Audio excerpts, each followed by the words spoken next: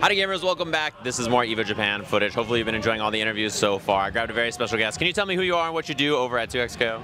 Hey, how's it going? I'm Shaun. I'm the game director on 2XKO. This is the game director, everybody. This is a little spooky. So we talked about a lot of topics so far, and I figured because you're game director, we could be a little bit more general and cover a bunch of different topics. So I wanted to start, you and I were talking a little bit about variance in other games earlier, managing that challenge when it comes to fighting games. When I was talking to Boxbox, he's a TFT player, he said, the thing about TFT is like every game you could be like, oh, I lost because my luck's bad or their luck's bad or whatever. But in a fighting game, every time you lose, you know that it was your fault. There's no one else that you can blame. And I told him like, wow, you should try telling that to a fighting game player. So when it comes to like the design challenges of a game, what goes into thinking about how the players interact with each other in that sense, like the variance of the game, the fast-paced nature versus slower games and things like that? Pretty heavy question, but I'll try my best. Yeah. So I think a good state is when someone's slightly better than you, especially in a fighting game, you want to feel like you have a little bit of a chance. And sometimes that can come in, hey, you landed a special. Hey, you landed a small combo. Maybe you took a round, out of many. Or maybe even you took a match. And like giving a player just that little bit of inspiration, there's a number of tactics, that can be the difference between them churning or being like, yeah, actually, let me just play one more. Actually, oh, I want to learn this, or I want to get a little better at this thing. And yeah, I've definitely seen it where when that's not the case, like people are like, they feel like, oh, I'm bad at this game. This is not for me. And so it's pretty tricky. People that are really good at games, they want with absolute certainty and absolute skill to be like front and center.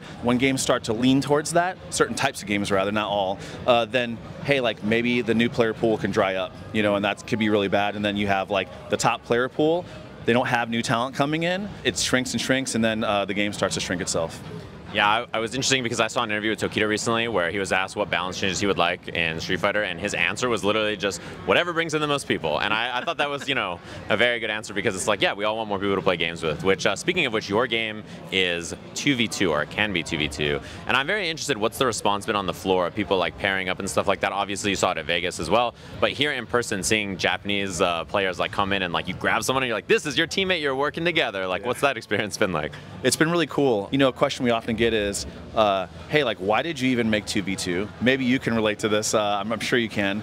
It really sucks teaching a new person that's never played a fighting game how to play, because either you're beating the hell out of them, are they going to like hit the fight or flight, and are they going to leave, or you're going easy on them, and that's not really fun for you either. And so we thought like, hey, it's just fun to play with a friend. So what if we could create a game from the ground up where you can play by yourself if your friends aren't around, or if you just want to go it alone, or you can actually like bring someone where there's a skill delta and share some wins together. Hey, like you can put them in your backpack and carry them, and they start to learn slowly but surely. Maybe they'll have that moment where they save you, or they come back, or they do something spectacular, and that's all it takes. And then you start to build the synergy. And so people have asked a lot about that, and they've experienced it. They had a pretty good time. I would say the other part of it is people are like, hey, is this the main way to play? Are you going to separate modes, right? My answer is we built the game to be 1v1, 1v2, or 2v2. Y'all will tell us, the players will tell us, what they want to do. Yeah, which I think is a very interesting transition point to what I was going to ask about next. So this build is very different than the last we played, right? The last time I saw the game, way back in Vegas, there was a lot of different changes, and then now there's lots of things that are noticeable. So the wake-up attacks, right, they used to just be a little slap that they would do, and now there's like a big blue bubble, right? There's momentum on the characters that are different before. So what goes into weighing those kinds of changes? There's chip kill as well.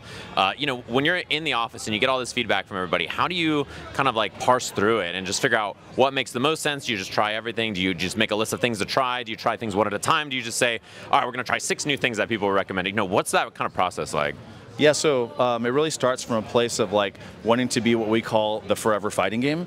And doing that or achieving that means that we're building the game for players with players, specifically for the FGC with the FGC. In 2023, you might have seen like, Tom and I and a bunch of other folks traveled all over the world. We traveled to Brazil, we traveled to Japan, we traveled to Korea. We were at Worlds at our kiosk there that we had. We even flew in a bunch of folks. We got a ton of feedback. We want to hear feedback from all the skill levels, from a new player's perspective, from people that love fighting games, from pros' perspective, because you can just hear feedback from one and make a change, and it can make the game horrible from everybody else. What goes into it? It's pretty complex, but I would say it starts at feedback and data, and we're what we call data informed. So that means we're not data driven. We don't just see data and act and react to it. We use our intuition, use our instinct, look at what our goals are, who we're targeting, and who we want to have an amazing time, use that data, and then we make changes based on how impactful it will be and what the next called shot will be. Hey, we expect to see these changes in the data and in the sentiment, and so we go from there. Yeah, that makes a lot of sense. And like one thing that I talked about, and I want to kind of re-add on this, is I was talking to Caroline about Alawi, and like, was there things about the character that she was like, this is it, and then everybody else was like, I'm not so sure, and she had to like kind of let go, you know. And I always bring up this example of like when people work on movies, you know, they send in like temporary soundtracks, and as you're editing it, you put in the temporary soundtrack, and then they give you the real music, and you're like, this stinks. Like, give me the stuff I've been listening to for thousands of hours. Are there changes in the game like that for you? You may have been like on the fence about like, oh, I don't know, I'm not so sure, and then, you know, finally someone convinced you and you tried it and you're like, oh, I'm so happy we did this. Or are there things like that, or other things where you really fought for it, and then once it got in the game, other people saw it and were like, okay, this makes a lot of sense? Yeah, 100%. Like, I trust our team a great deal, right? They're all amazing and they're all really good at what they do. So I hope I'm creating the type of high trust environment where if I have a strong opinion, it's a strong opinion weakly held. Meaning like, if folks are like, hey, this is not good, I'm like, cool, let me hear you out, because you're definitely saying it for a reason. Right. And you know, a lot of times that results in a discussion with ultimately a better outcome for players. If you're looking for specific examples, one of them was our charged assist, where I wasn't so sure when that was recommended, which is like holding the assist button down to either have your character charge up a move or run across the screen and let go. But it was relatively easy to try, and we prototyped it, and we were like, oh my god, this is just so much more fun. Seeing both champs run together is fun. Like sending one out and seeing what happens and reacting to it, and it just made even dual play more fun. So I was like, great, this is sick. So that's one example. Yeah, I think it's fun too, because there's been other fighting games that I've seen that are in development where like when I was messing with a character, I asked like, can you do this? And they said, no, but that's a great idea. And I feel like fighting game players, we're kind of like that, right? We naturally see games and we're like, wait a minute, is that possible? Can I do this? And I think your game has so much of that, right, with how the characters work. And speaking of which, you brought this up earlier, but you obviously speak Japanese, right? So you're here, and I see you onboarding a lot of people, and I see you playing sets with a lot of people like Nemo are coming up. What's the process like of, you know, teaching somebody a fighting game in another language and then trying to navigate through that while being at the booth and stuff? I assume it's a lot of work. Yeah, I'm really bad at it. So first, I just want to ask them like how familiar they are with fighting games. You know, we've had like a wide range of people like come in and like, you know, want to learn about the game. You know, people that have never played, people that have played a long time ago, people that have played are playing some of the current modern ones or played some older ones, or they're just like, hey, this looks cool, I want to check it out and try it. And so I would say like at first, I literally just go through the characters and I'm like, here's kind of a high level overview of what these characters are, because you know, they might not know the League of Legends IP. And then I kind of explain the characters and a base level strategy of what they are, and then we pick them, and then I usually like pause and I'm like, whoa, whoa, whoa, hold on. The most important thing is you got to get your colors matching and clean looking. And I actually had one person say to like, wait, do I have to have them match for synergy? I'm like, no, you don't. But like, just to have some fun, right? Like, hey, let's have some fun, you know, let's learn this. And then, and yeah, I just showed them like, here's how you do some of the specials, maybe a small combo, and mostly here's how you like interact between your champions and call your friend out to help you, and then solo and duo. It's pretty straightforward. Yeah, I'm sure you have the same thing. Every time I've played duo with anybody, the first thing is like, what color are we playing, right? You have to have that conversation, so it's like an important aspect of the game that I think people maybe will underrate. But I wanted to talk a little bit about design and some of the design stuff in the game. One thing that I think is very interesting about this game in particular is, and I talked about this with Mike about visual clarity and stuff, when you're designing things in this game, you know, particularly for how the characters interact with each other and stuff, how often are you thinking like of moves or champions and tool sets relation to themselves, and then also combined in the whole pool of options in the game? Because the more stuff you add to the game, the more characters, the more different kind of moves, the more they interact in like ways that are unpredictable and you just can't expect. So what is the challenge there in being like, oh, we want to do this cool thing on this, but it might really mess with this idea we have there? I'll start by saying we have a couple lenses we use and when we think about design holistically, or even at a zoomed in level, which is we want to like build something amazing for the player using the thing. We want to build amazing play against and counterplay, right. And then we want to build amazing like duo experiences, like play with, right. And then finally spectate. Any one of these things can be really horrible, and it can create a pretty bad experience overall. Like, oh man, this is fun to do, and it's really good, and I hate playing against this. I hate this game. Or, hey, both people are having a really good time, but the stuff they do is just visually boring and repetitive over and over, and you don't want to watch it. And those people might not try the game. Or, right. Hey, this is great.